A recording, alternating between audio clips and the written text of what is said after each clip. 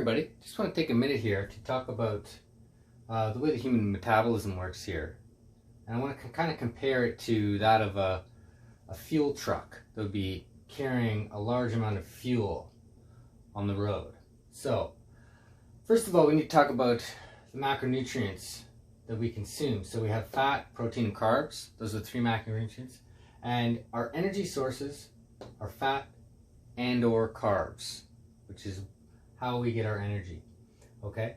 So now, when we compare this fuel truck to the human body, okay, we have this tiny little gas tank here, which would represent using carbs as our fuel source. Okay? We're using this small little tank here that lasts about 2 to 3 hours.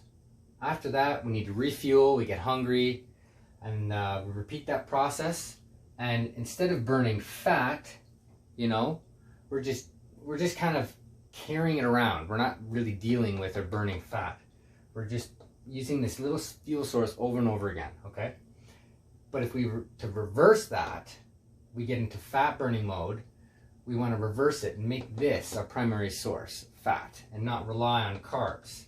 So, the one hormone that dictates which fuel we use, either carbs or fat, is insulin. Okay. Now, in the human body, when insulin levels are very high, this is a result from eating sugar or carbohydrates. Okay, we get a jack and insulin hormone. Right then, we're not able to tap into burning fat as our fuel. Now we're using carbohydrates as our fuel source. And then every 2 to 3 hours, we need to refuel it, eat again, not burning much fat. But if we reduce insulin, okay, levels in the body, then we actually tap into using that huge fat resource that we have on our body, okay?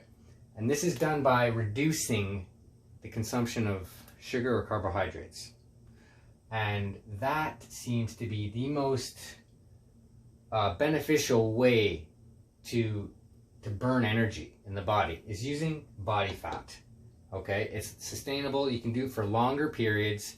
This is why I think it's best to be able to at least be fat adapted, so you can use fat as your fuel source most of the time, and then sometimes have carbs if you need to for a glycolytic exercise, or if you want to have a cheat meal once in a while. If you want to go back and forth, that's fine. But if you want to be very efficient at using energy and keeping your metabolism in tip-top shape, then I recommend reducing those insulin levels by keeping the sugar and carbohydrates down. This is basically the idea that came from Bikman. I want to thank him for this great analogy with the fuel truck versus the human body. And yeah, this is very interesting. So pass it on, give it a like, enjoy.